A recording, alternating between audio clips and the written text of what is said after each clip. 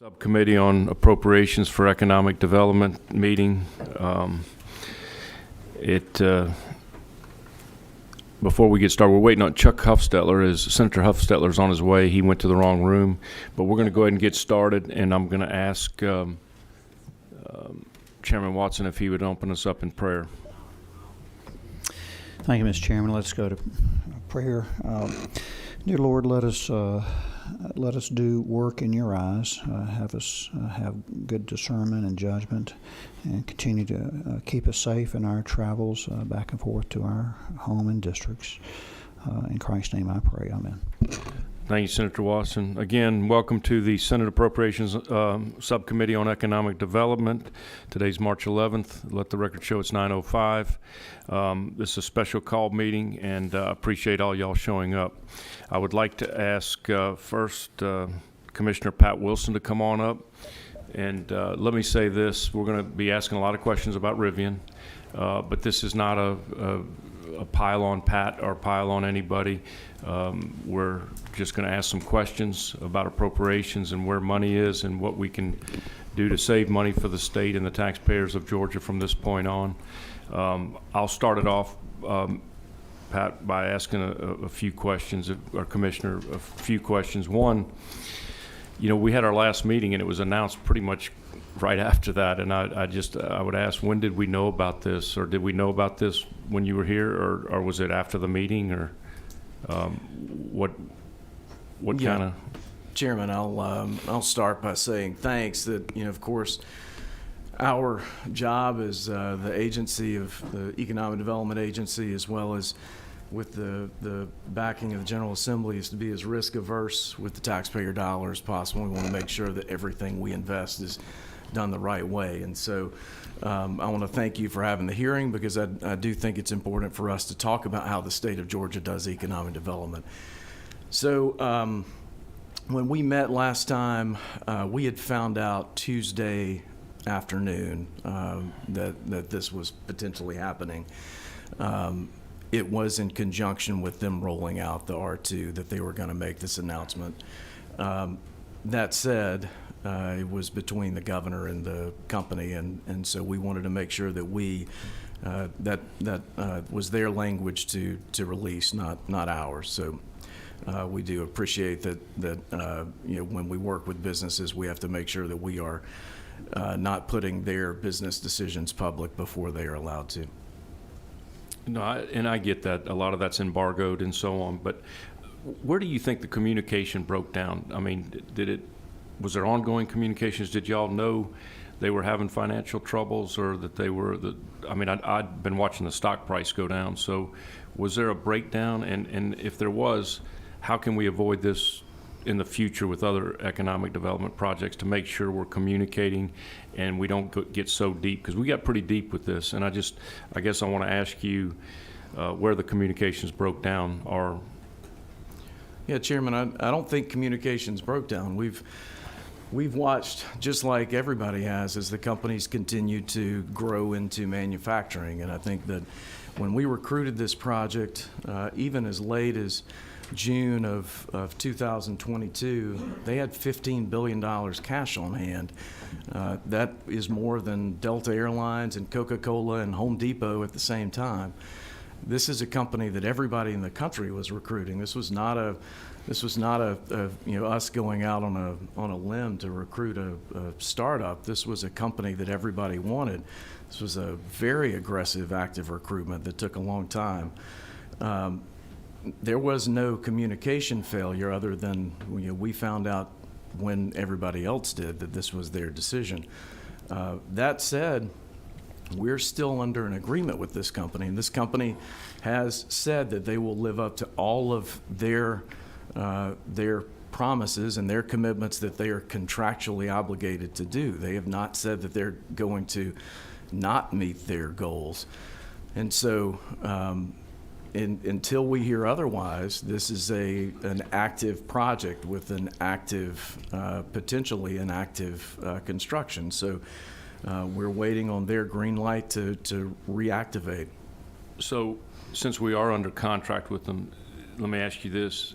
That land out there, can we sell it now, or because it's under contract, do they have some kind of first right of refusal? Or if you have a prospect you want to go chase now, you've got a nice pad and infrastructure, road infrastructure and so on, that you've already invested, can you do that, or do they own that? So, Chairman, we own that land, right? Okay. That's the state of Georgia's property. And I go back to why the state does this better than anybody else is because we don't write blank checks to companies. We invest in infrastructure. The gratuities clause of our Constitution keeps us from writing checks to a company. And so what the state has is an asset that's more valuable today than it was when we started this process. It's the best site on the East Coast. Now, I go back to what I said about Rivian. They are saying that they will live up to all of their commitments. And their commitment is that by 2030, they will have hired 7,500 people and invested at least $5 billion into the state. So until they tell us that they cannot live up to that commitment or they breach contract, then we are under an obligation to allow them to live up to their commitment. I mean, what kind of state would this be if we made a commitment to a company and then all of a sudden we back out when they're telling us, and we could potentially go to court and say, preemptive breach of contract, we're going to sue you to take that land back. But when they are, the bar is proving that they would be lying to us. And so that is not something that I think we want to do with any company. So let me just make sure I'm clear on this. The state owns that land, or does the development authority, didn't the development authority get involved? So there are two, if you get back to how this deal was structured, the development authority owned 680 or so acres in advance of this. So they had been marketing the East Atlanta mega site for a significant amount of time. And we looked at Tesla and Toyota out there. The state purchased the remaining portion of that 1,978 acres. And so, and then to structure this, it's a complicated structure. The JDA released their portion of the property to the state, and now the state leased it back to the JDA, who's renting it to Rivian. And so so Rivian pays a pilot payment of $1.5 million a year for 5 years, and then that pilot payment increases to $10 million a year, then it goes to $12 million a year, and then 17. And so every 5 years, that pilot payment goes up, and they've made 2 payments already. So they've made $3 million in payments to the JDA. And I get back to their commitments. They have to live up to that. They have to continue to pay their pilot payments. And, if that site sits idle, they have to prepare that site to sit idle. So they're going to have to pay for maintenance, whether that's grassing, security. You think of they have to work with EPD to make sure that that site is prepared for to sit idle, because we prepared it for construction. And so there are obligations that Rivian will have to live up to, and they have committed to do that. I've got 2 more questions, and I'll open it up to the committee. One, how much have we spent so far, roughly? Do you have a figure on that? Sure. So in land acquisition, it's $68 million. In grading and preparing the 577 acres that we have turned into a pad, that's another $55 million. Wetland mitigation, roughly $15 million. And so we're in for about $141 million on the site itself. But again, that is a state-controlled asset. And my final question, and then I'll open it up again to the committee, is how much have we allocated that we have not spent? Is there money out there that we can redirect now or hold back on? I mean, I don't think we want to spend any more money till we find out what Rivian's plans are from this point on. No, Chairman, we have, there is no money that is obligated that we have not spent, other than there's $11 million in REBA that is left to potentially be drawn down by the company. But that is not, we would not release that until, construction starts. And then the position that was in here for a didn't we have a couple positions in this budget? Yeah, that we so can- there's one position For for Hyundai? workforce, one for Hyundai, and one for Rivian. And of course, we don't need the workforce position until they start construction. I got you. Okay. And again, I just want to make sure I'm right. They've got a contract, and they have first right of, I guess they have first right of refusal. They have a contract, and basically, as long as they are saying that they can live up to hiring 7,500 people and being in full production by December 31st of 2030, that is their right to continue to do that. And I would say that the day that we want to make sure that we're in a posture to support them if they do come back and say in 6 months they want to say start construction, we need to be able to move and live up to our commitments as well. We cannot go out and market that site at this point then, since they're under contract? Legally, we cannot. Okay. Yeah. All right. Number 6, Mr. Whip. Thank you, Chairman. Commissioners, good to see you. Just wasn't expecting to see you back this fast. Same. And I want to bring up something about the communications side. And obviously there was a communication breakdown on one side. It seems like your agency was connected. Well, you talked, the governor was connected, so things were good. Currently, if any other business wanted to take a pause, existing business wanted to take a pause, there are guidelines as how long they had to notify, and it's longer than 3 days or 2 days, whatever this was. Is that not true? Chairman, I don't want to speak poorly of our communication, but I would say that the more time, the better for sure. Right. And when we reach out as a state and we recruit these individuals, we look into a lot more than just how much money they have in the bank, right? That's right. We look at their history. We look at what we believe to be their ability beyond finances to complete what they say that they're going to do, right? That's right. And all of this was done with the parties associated with Rivian. Is that correct? Absolutely. We took a big group, got on a plane, went to visit their manufacturing facility in Illinois. We met with the mayor, all the local officials up there. We did our due diligence, probably more so than we do a lot of projects. Yeah. Well, and everything I've read on this is.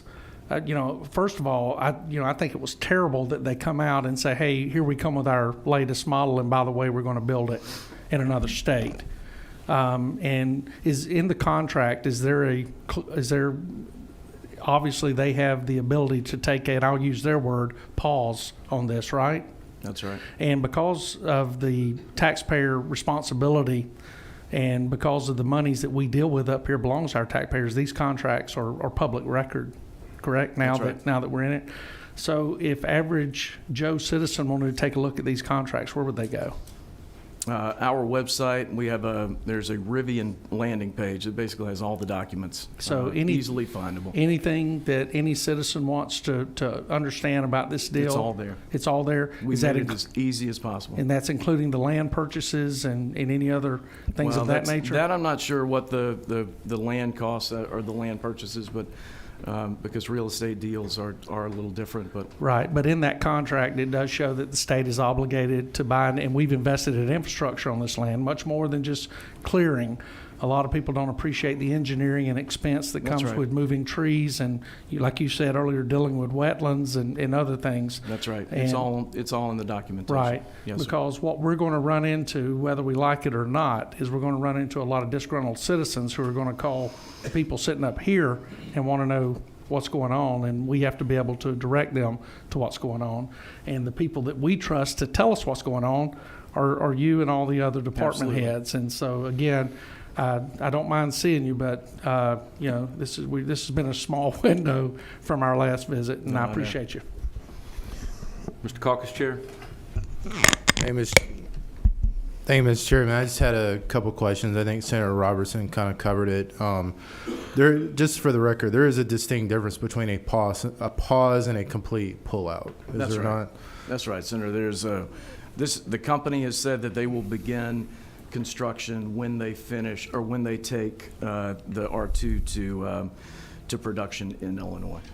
And I think Senator Robertson covered that. I mean, basically all the documents, everything related to this. I mean, there's public documents. I know probably at the county development authority level, and the county is impacted. There's public documents. Haven't lived through some of these projects myself in my own community. What has been the feedback from the local counties that are impacted by this, from the development authorities or county commissioners, mayors, whatever? Senator, I think that they feel very much like we do, that they're very disappointed that we have this pause. I think they would all like to see construction going on and citizens being hired. And that's the reason we do economic development, is to make sure that our citizens have better jobs and they can stay in their communities. So, the longer this pause lasts, the tougher that is. And honestly, you had a lot of people who committed a lot of political capital to make this happen on the local level. And so I understand their disappointment, and we're right there with them. And I think, just not to, again, just be the echo chamber for Senator Robertson this morning, but is it not true? I mean, this is basically a series of contracts that I think have been entered into, and that, in some ways, there are guardrails in place in terms of money expended, not expended, what's happening transparently with our citizens' tax dollars. Yeah, there is one major contract, and it's pretty simple to, everything is laid out, and y'all are, I would happy to sit down and go through it with you. But this is, in fact, we have more clawbacks in this contract than any that we've ever negotiated. And there's a 25-year look-back period for this company that if they fall below 80% of their promised job totals, that they have to pay back a prorated, there's a formula to work it out, but there would be money that they have to pay back to the state every time that they fall below that goal. When we negotiate this is very similar to, if you look at the wording, it's very similar to SK and Takeda and any of the other big contracts that we have with companies. Kia, it's very similar.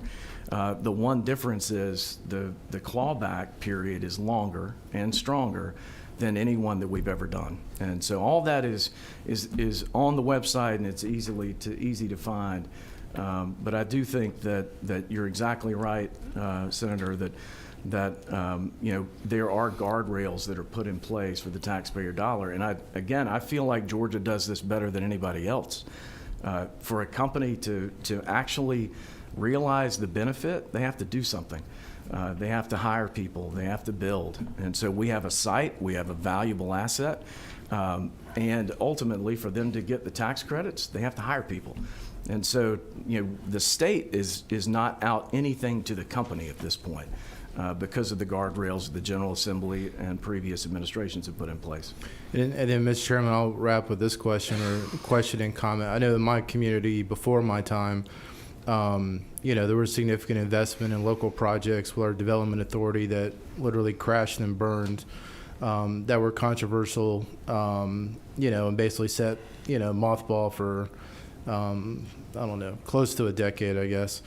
In this situation, I guess my only concern, and I'm not a real estate expert, would be, the valuation of the land and the impact on, the state and local investment. Can you talk through, and I know it's probably hypothetical at this stage, but because it's still very early, what are the concerns about that in terms of what does that mean for the taxpayer of, the state losing money or anything to that perspective in terms of just the valuation of the asset? I assume, it's not necessarily going to go up if a project is started. It's kind of like, you build a home and you pull out halfway, you lay the foundation, you put up some walls, and you're like, oh, I'm going to go over there and build a house and not here. And then a buyer will come in and hopefully want to buy it. Right. Talk through just, expectations or just kind of where we're at in that process, just so the public understands kind of where we're at from a factual perspective. Looking at as far as the valuation of the land, and I think y'all have heard me say this, I talked about this when we were in the hearing last week.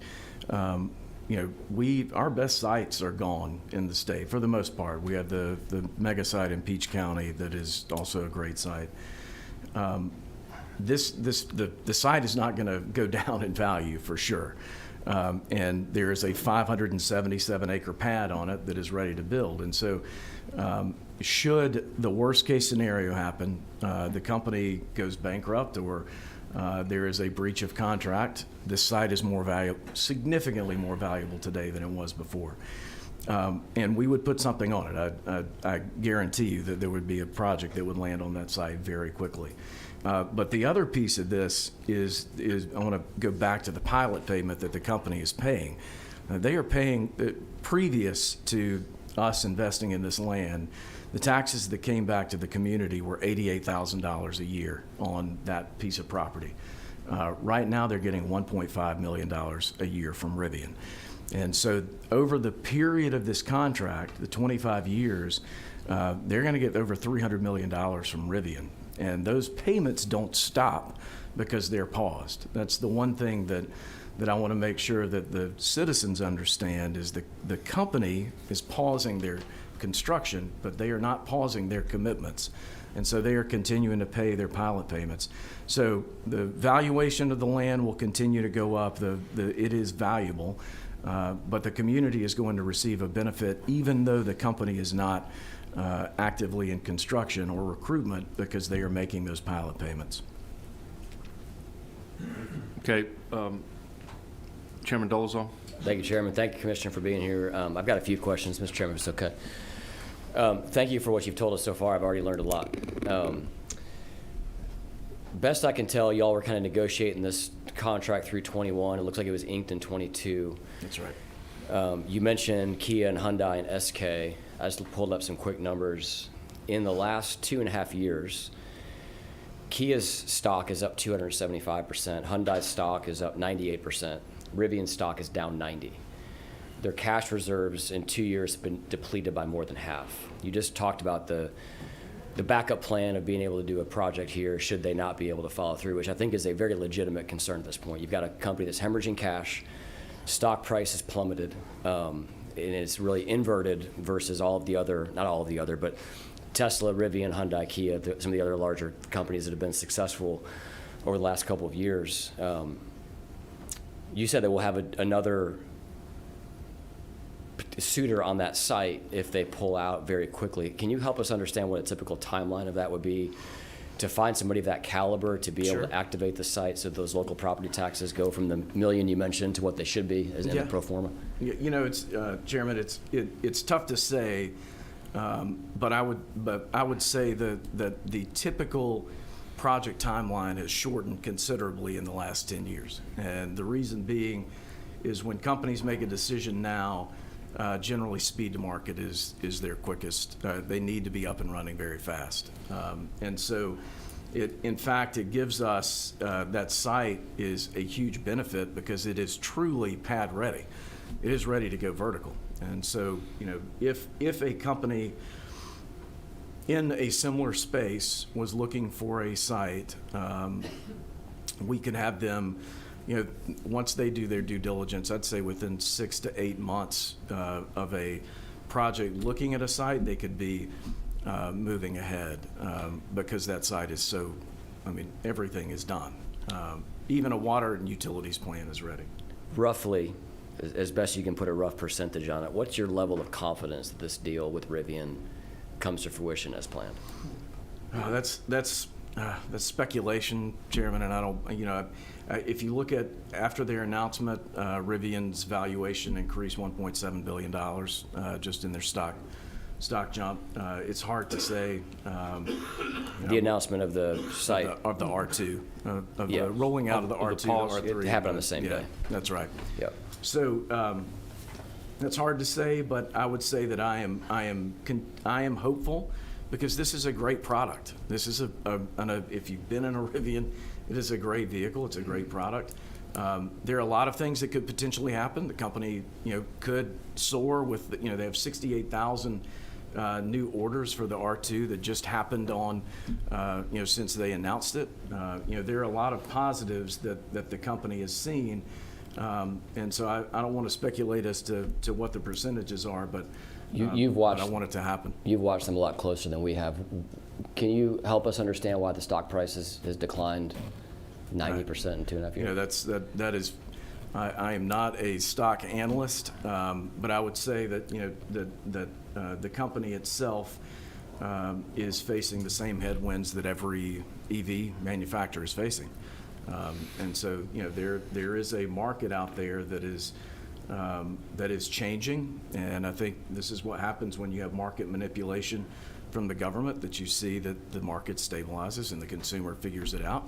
I think that's what we're seeing right now, is that the infrastructure is not kept up with the demand, and so until infrastructure catches up, the consumer is going to have worries, and so you're seeing this begin to stabilize and the market actually come back down after the manipulation from the government. A couple more questions, Mr. Chairman, if it's okay. Yeah. I'm just trying to understand kind of what we've invested so far. You mentioned the $141 million in the land, the grade, and the wetlands.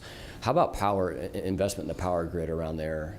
Did we make any investments in the power grid? So that's what was not that the state has not made any investments in the power grid. You can talk to the local utility providers. They've been working, Rivian works directly with the local EMC on that. So we haven't had to reimburse anything for anything that was paid there? Okay.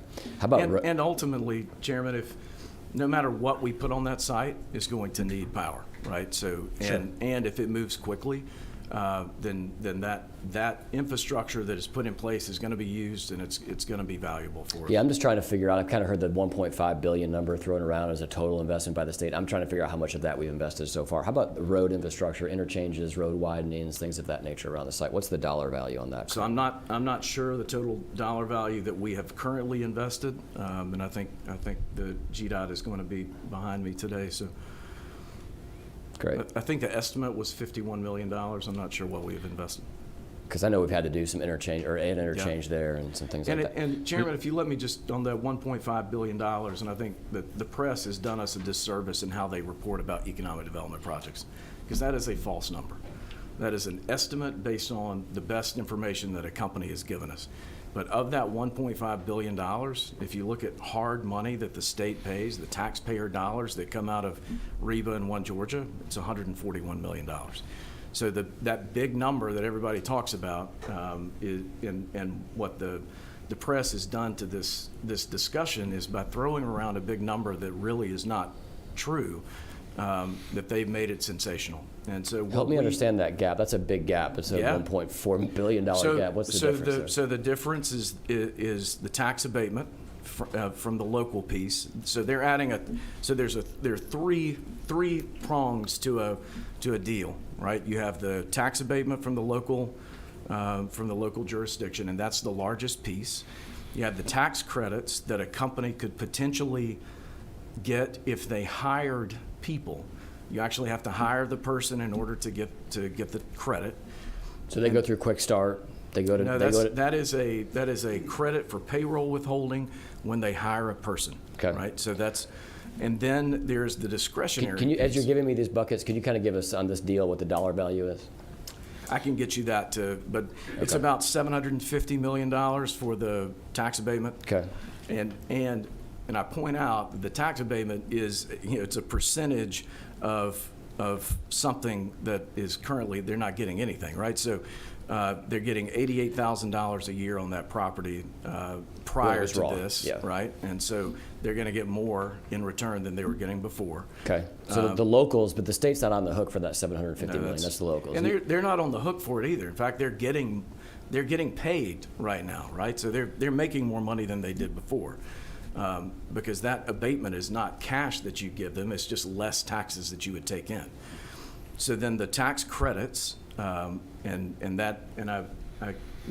remember the exact number on that, so we'll get it for you, but I think it's in the range of $500 million. Commissioner, Chairman Dolezal walked in after you went through those numbers. Can you go through that $68 million, what that was, 55? No, I've got that, Mr. Chairman. $68 million on land, 55 for grading, 15 on wetlands for a total of 141. He's getting to exactly what I want to understand, which is kind of the breadth of the project. I think we've got two of the three categories you just outlined. So the local abatement at 750, job credits at 500. What's the third one? So then you get into to the actual discretionary money that the state would put in, and for us, none of this goes to the company. It goes to assets that the state owns, and so that would be the land acquisition, the $141 million that I mentioned. Plus, we had a Quick Start training center that we were going to build. That's $62 million. and that has not been started. Construction has not started. They would not start until construction starts on the plant. We have a quick start, the valuation of what the company would save on quick start, and I can't remember exactly what that number was, but it is, all that adds up to that $1.5 billion. But what the company has received right now of that is nothing. Two more quick questions. I'm kind of jumping back to the $141 million bucket. I know there's some GDOT money in there that you said the $51 million. How about either rail, for either rail spurs, side tracks, and then water and sewer infrastructure? Does the state absorb any costs as it relates to any of those buckets? So not yet. I mean, so we have a 77-acre rail pad that is on the site, and that was part of the padding out that we did for the company. But that's all state asset. Great. Thank you, Commissioner. Thank you, Chairman. All right. We got number 3, which would be Chairman Hofstadler. Good morning. 3 questions, I think. One, when we talk about the payment in lieu of taxes, what's going to the Development Authority? What's going to the citizens? Or did the Development Authority get their money already? Or tell me how that works. So all that money, the $1.5 million, goes to the Development Authority. Ultimately, 60% of the pilot payments will go to school system out there. So when do they start getting their money? The schools? I'm not sure. We'd have to talk to the So initially, the $1.5 million's not going to the school; it's going to the Development Authority. So the second question would be: so we've got, I guess, 3 scenarios. One, they take a brief pause and they finish this. Number 2, they sell out and somebody else comes in. Or number 3, they just never do it. What's the drop dead date? Is it 2030? Can they pause until 2030? So they can pause until December 31st of 2030, but if it looks as if they potentially would breach contract, we can go to court over that. There's also the fact that they have to maintain the property to a certain standard. This is in the contract as well. This is their obligation. So as of today, that site is not set to be an idle site. So they have to pay for maintenance. They have to pay to prepare it to be idle. They have to continue to live up to their obligations. If they fail any of those obligations, the state has the ability for breach of contract. But potentially, we could be looking at a 6.5-year pause unless we go to court. And I'm looking at worst case scenario, but potentially Worst that's case out there. scenario, Chairman. You're Yeah. right. Yes. So then the last one's more just a comment, but I've supported the projects of regional significance. I don't know that this is one, but it obviously is one. You know, it's confidentiality, so I can't know that, but I can figure it out. And have supported it. But the last 2 times I've talked about having somebody in the legislature that's part of this process and kind of got rebuffed both times. We might consider that in the future, because then we could be sharing the blame for this. But right now, we have no knowledge when these contracts are done, and I think that's something we should look at.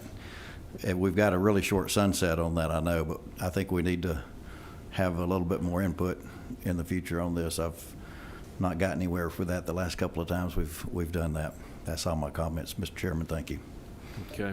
We've got 2 more questions, and I'm going to wrap it up with a couple questions.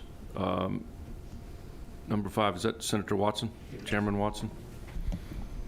Thank you, Mr. Chairman. Thank you, Mr. Wilson. Appreciate you being here. Feel as if you've been under a grilling here, but you know, it is an interesting contrast. I mean, down in my area, I presume of regional significance is the Hyundai project, and it certainly has been doing well, and they're ahead of schedule. A different scenario. Hyundai Motor Group is different than Rivian, for sure. But I appreciate your openness. Your obviously communication with us has been very straightforward, and that is much appreciated. It is a situation where we do have a pause, but it doesn't really sound like this is the end of the world from that perspective. I mean, it sounds like they're pausing from their perspective. Sounds like that's reasonable. From our perspective, it is, as we said, disappointing, but we've done a great. Georgia, as a rule, is doing something that is important, that is done appropriately, in that we don't, as other states just north of us, Tennessee, do not write checks to corporations, but we do provide infrastructure. That's right. That infrastructure remains Georgia property, or JDA property, goes back and forth, and they're paying rent on it $88,000 a year versus, what do you say, 1.5 million or so? That's right. Yes, sir. So I mean, it's not without a profit to the locals from that perspective, from a state property standpoint. So worst case scenario, it's not going to be December 31st, 2030. We're going to know ahead of that time. right. Certainly, probably at least a year, maybe 2 years ahead of time, because if any indication, Hyundai is building fast, but when it talked about announcing Hyundai pad improvement, buildings going vertical, rolling off assembly lines, and having employees there, we're going to know a lot sooner than that. That's right. For sure. Do you think you're going to have any trouble? I know you can't reach out now, but do you think you're going to have any trouble with that pad, as you say?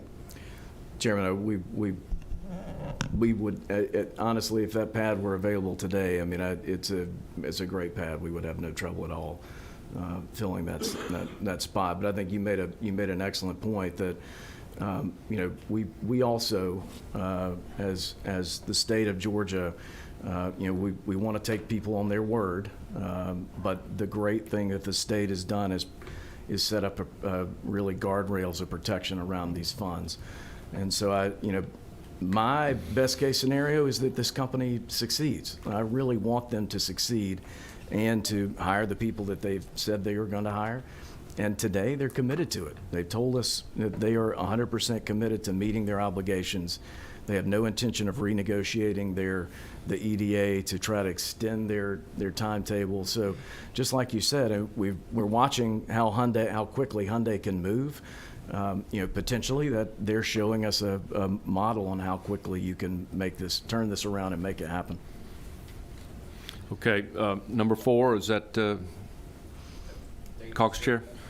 Yeah, and I'll be very, very brief. Just kind of piggyback on that. So if we're walking back from the 2030 timeline per se, at what point in time, and I'm not asking to be totally speculative, but a little bit speculative, at what point in time will we know that, basically we're, Rivian's in kind of this situation where they're never going to meet contractual goals or set out related to the 7,500 jobs or anything like that over the next weeks, months? I mean, what is realistic in terms of knowing that, we know that it's over, or it's time to, Right. start shifting everything to, either, I won't say lawsuits, but you know what I mean, clawing back. That's right. Anything that needs to be clawed back. Like, what does that look like? Senator, Thank you. I think I was just on the Hyundai site last week. They have robots in there. They're already testing their robots out. You're looking at 13 months from the time they got their construction agreements, their permits to start construction. So it's amazing how quickly they've moved. And so I think that's the anomaly. I've watched a lot of plants be built. We've got one in Chairman Huffstetler's neck of the woods right now, the SK plant, that is moving unbelievably fast as well. I think we'll know more about Rivian sooner than later, right, what their trajectory is. And they've been very honest with us as far as what internally they're talking about since we had this conversation. And so I do believe that we will know well before that 2030 date as to what their trajectory looks like. But if you looked at a hard timetable, what's the very latest they could start construction? I think we need to talk to a construction company and get a good feel for exactly what that window would be. But if you look at Hyundai, that's going to be a 24-month period, and they'll be up and running. Okay, Mr. Whip? Pat, I got a quick question, then I got a quick comment. First of all, when did you know, what was the soonest you knew that this was a possibility? Tuesday evening. this past Tuesday evening. That's right. Okay. Second thing, I want us to be really careful when we talk about SK. We talk about Kia, which belongs to me. We talk about Hyundai, which belongs to my friend. That these companies are they're nothing like You're right. Rivian. You're absolutely right. These are established automakers. They do internal combustion engines primarily. They have dipped their toe into the EV market, and they are cautiously wading into that pool. And we know what's happened with EV. I made this comment during EV study committees that sometimes it seems like we're building a plane while it's in flight when we talk about EV. We have not seen the appetite that Washington, D.C. and everybody else says is out there for EVs. And some of that's related to the batteries, and some of it's related to people just don't change, the individuals that are going out and spending money on cars. So I want us to be really careful, and I cannot believe I'm going to say this, especially with the AJC in the room, but I think it's really easy to go out and blame the media when a lot of times when these projects come out, it seems like as we promote it, we tend to throw big numbers out there in order to gain a lot of support and hopefully to gain more buy-in from the taxpayer and from the politician. And so while the AJC, and as a disclaimer, I know Cox Communications owns stocks in Rivian because they put that at the end of every article that they write about Rivian. But it's just very concerning. And the other thing that concerns me is something that Chairman Dolezal said is, and I did notice it, that the stock ticked up. You know, and I'm curious, did the stock tick up because a new product's coming out? Or did the stock tick up because they decided to keep everything in that other state and they're going to stop bleeding money in the Peach State and beyond? And so that's my concerns. But I find it completely irresponsible of Rivian that the director of economic development, the person that holds the lead for that, finds out about it 2.5 days before they decide to do it. In my world, that is absolutely irresponsible and inexcusable, and I don't like to play hypotheticals with anything, but if they come back to Georgia and start making good on their promises, I'll be the guy that says I'm surprised.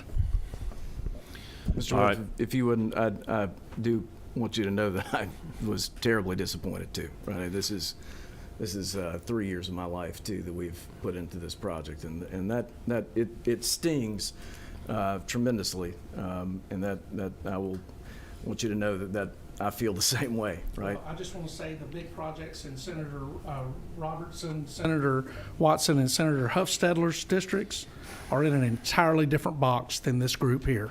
And I just don't want them to be painted with the same brush. But I do want to say that you know, part of, I think, that stock uptick, if you look at what the quickest way to profitability for any company is a product that everybody can buy. And so having a product that starts at $45,000 is obviously going to help their profitability in the long run. And I think that's why you saw the uptick. But I agree. All right, we're going to wrap up with you, Commissioner, but I do have a couple final questions and really comments. I serve as chairman of the Fulton County Development Authority, and I know when you go to bond to title, is that, and I know this is a different agreement with joint development authorities in the state and so on, are we tied up to 2031? Can we not move that site till 2031 because of Rivian being part of the bond to title? So, Chairman, we have a contract with a company. Okay. Right? And as long as they are saying that they will live up to their promises and they are committed to it, not only And they're making the payments? privately and publicly, they've said it in the media, then we are, we're partners. And so that, absolutely. So They're my making question payments. is, because I don't want to wait 6 years or 6.5 years, if a General Motors, hypothetically, or a big manufacturer came to you and said that site is pad ready, just like you said, we want to be here, we want to be in Georgia, do we have any, besides going to court, what's our communication with Rivian like right now? Are you communicating with them, or is it now getting into a legal perspective? No, we are not. We are communicating with them. We're still good partners, and if if a non-union plant wanted to come to Georgia, then we would love to have them, love to talk to them. But I go back to the fact that we are Under contract. We are under contract, absolutely. But if in the next few months you see that it's not going that way, do we have any ability to go and renegotiate with Rivian and say, hey, we don't want to wait 6 years, even if you make these $1 million payments or whatever the payments are, we want to move forward. We can talk to the company. Okay. And our communication is still very good. Okay. Well, thank you for coming. And again, as I said when we started, I know you're upset about this, and you've got a little sting to you. We've got sting to us. I know the governor's got sting, and it's tough because we've worked hard on this project. So thank you for all you've done. But we want you to know that we're here to help you from here on out. Thank you, Chairman. Thank you. Appreciate it. Committee, thank you for your time. All right. Thank you. I want to go to Commissioner Dozier next, please, from the technical college system, and then Ms. Perkle, you be ready. Commissioner, how are you doing? Doing good this morning, Mr. Good. Chairman. We just wanted to talk to you about your investment and what you've done and where you're at and what you've allocated and what you can cut back on allocations from this point on. Yes, sir. There's three components in this in the EDA related to the technical college system of Georgia. The main one, this committee is aware of, I'm assuming, because we've had a couple of budget iterations on the actual training facility itself. That's the largest one. And that's the $62 million that the commissioner talked about. Yes, sir. That's $62.5 million. But we have we've not spent any of that money yet, have we? We have spent some of the design money. Okay. So when you look at it, there was three phases of that project. $6.2 million was allocated for design, $46 million for construction, and $10.2 million for contingency and FF&E, which is the furniture, fixtures, and equipment. So Of that $6.2 million that was allocated for design, we have spent approximately $1.4 million of that design money. okay. So I would think that we're going to put a pause on that till Absolutely. we hear back. Okay. Already have. All right. Yes, sir. Okay. And as the commissioner said before, we do operate in that we do not start building until we see construction on the site. So Okay. just as the Hyundai project was brought up, we have broken ground down there, but obviously they're ahead of schedule of building, and that's exactly how we would function on this one as well. Okay. All right. Any questions? Mr. Whip? Yes, sir. So Commissioner Dozier, always good to see you. Appreciate the hard work you do and your knowledge of math and corrections. That's a unique you. combination. So I guess we can anticipate this money that was put out there. I think we can anticipate having it available to come back. So should we anticipate you guys asking for it again, say somewhere around 2029? Sir, I'm not sure when we'll be asking for it again. I can Okay. tell you this, that money is just for the committee's awareness. The first two phases of that, the $6.25 million for design and the $46 million for construction, was appropriated in prior years. That money came to us, and we have sent it over to GISVIC, and so they're helping manage that project. So that's where that money resides today. The $10.25 million that was just appropriated in the supplemental budget, obviously still sitting there. So as we move forward, that's where those. I appreciate the investment that you guys have put into Quick Start in my district with my auto manufacturer that employs thousands of people and does the job that they promised they'd do. Great partner. Yeah. Incredible. Well, thank you you, for sir. what you do, and thank you for putting a pause on all this Absolutely. immediately. Thank you. Any Thank other you. questions? Thank you for your time. Thank you, Mr. Chairman. Ms. Perkle, Department of Transportation.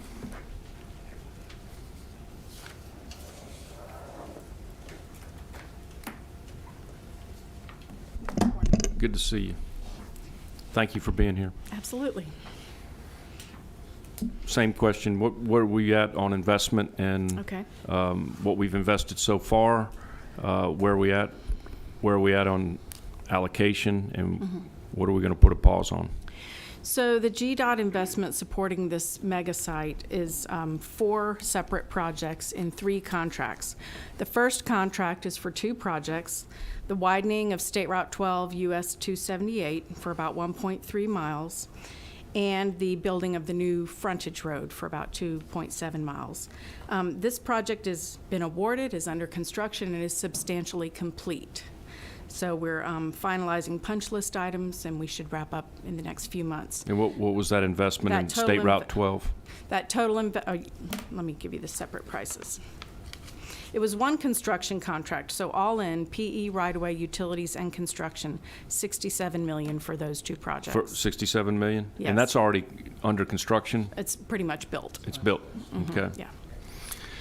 The All next right. project is the Old Mill Road interchange. This is in Morgan County. It has been awarded to a design builder last October and is in final design. I anticipate construction to commence early summer. The targeted substantial completion for that project is in late 2025. And we plan to complete the interchange. And this project, all in, right-of-way, PE, utilities, construction, is $91 million. Okay. And finally, the last project is to build a bridge over a proposed CSX railroad spur. This is in Walton County. And this project is still in pre-construction and is now on hold. And we do not have a design-build contractor yet. So as I said, this project is on hold. We've invested about $300,000 in engineering to date. There might be a couple of outstanding invoices, so maybe round that up to 400. But the estimate for this project, if it were to be built all in, would be about $29 million. And we're putting a pause on this one. Yes, sir. What about the Old Mill interchange? Are we going to put a pause on that? No, sir. Okay. All right. Any questions? 29 million on the bridge. Chairman Huffstetler? What was the old mill? I missed the It was 91 million. 91 million, okay. Yeah, so I've just got a question. You know, we've got SK up there, 3,500 jobs. The building's just about up. They're moving with lightning speed. We've got the 411 connector we've been trying to get for many, many years, and yet I haven't seen any ground broken on it, and it seems like we go out to Rivian and we're with lightning speed building all this stuff. I mean, can you give me a time frame? Because that's going to be, they're going to be 3,500 people there next year. We've got a big mess about that. That's a fair question. Every project is different. These projects were funded with state funds, makes things a lot easier. Very little traffic, not complicated projects, let's put it that way. The 411 connector, we've tried for a long time to build that road, and we've gone down a couple of paths, had some lawsuits, had to start the project over again. But all that's been taken, the lawsuits years ago. Yes, we are making good progress and very close to an environmental approval. That is a federally funded project. So I can get you the status. I didn't bring it with me today, but I'll be glad to send that to you after today's meeting. Okay. Okay. Mr. Whip? Good morning, Ms. Perkle. Good morning. Glad to have you here. Did you draw the short straw? Is that what the? I'm chief engineer. I'll take it.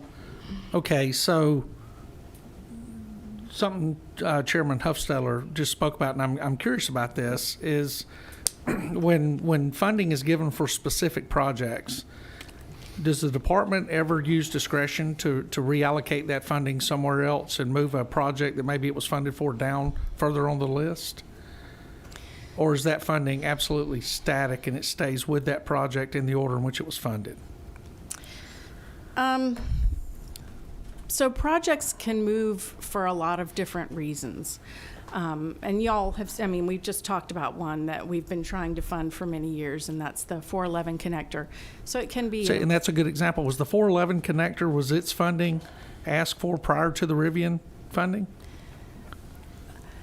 That project has been in the program for a long time, I can say that. So as far as prioritization of projects of this type, new roadway widening, interchanges, those are prioritized by the planning director at GDOT.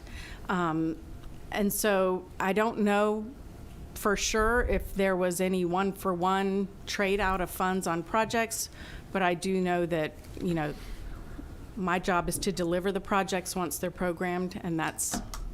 Does the Old Mill Road, who does that impact? Who benefits the most from that? Is that Rivian and the site there The interchange, you mean? at Old Mill Road, the 91 million? Yes. Yes, ma'am. Well, there are a lot of developments in the area. There's the Meta, the face of there. There are some other. I'm not that familiar with everything in the area, so I can't say for But- sure that but that's the- the only thing. But I think that would. But the biggest selling point for the 91 million. Well, the project is under contract now, and I'm not sure what the ramifications would be if we were to stop it. Well, I think obviously. Well, let's not stop it. How about we pause it?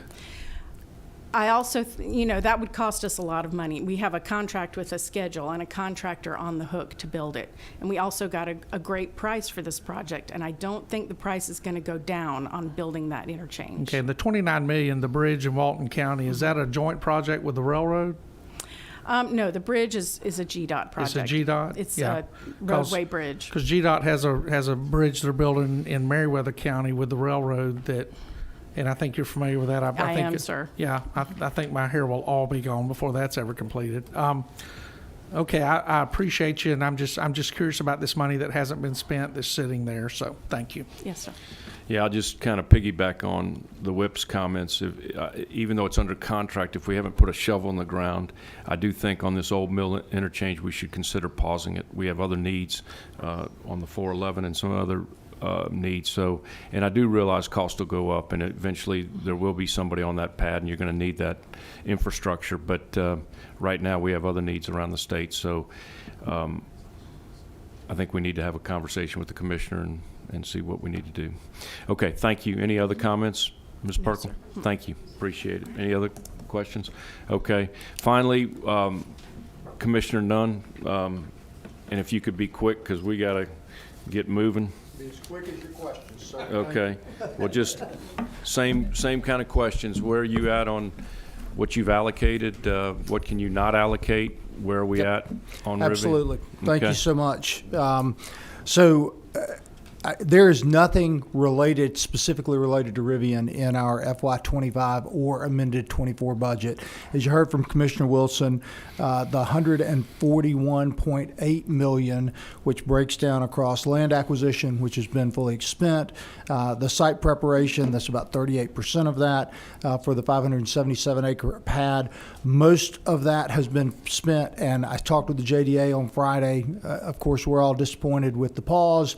I believe that there's about $500,000 in invoices. Probably another helpful thing about REBA, we don't pay until you send us an invoice, right? So it's a reimbursement-based program, but we will clear those invoices that the JDA has incurred and then put a pause on any other spending. But honestly, $140.2 million of the $141 million has been expended for land acquisition, site prep, and the wetlands due diligence, Okay. wetlands and due diligence. All right. Any questions of the committee? Mr. Whip? Thank you, Commissioner, as always. So we don't have any money from any past budget that's parked in your department now that is tied to Rivian. That is correct. Thank you. Okay, any other questions? I'm going to wrap it up. Commissioner, again, thank you for coming. I know this has been a tough hearing for you. Let me just say this, and I know a lot of times things are embargoed and you got a confidentiality. That being said, the General Assembly appropriates money, okay? We're the ones that appropriate the money. And if you're going to need money for economic development, I would hope that you could keep us, or at least keep the chairman in the loop and kind of let us know what's going on from this point on in this pause, because we want to make sure that site is built on in the future. So with that, any final comments? We are adjourned. Thank you.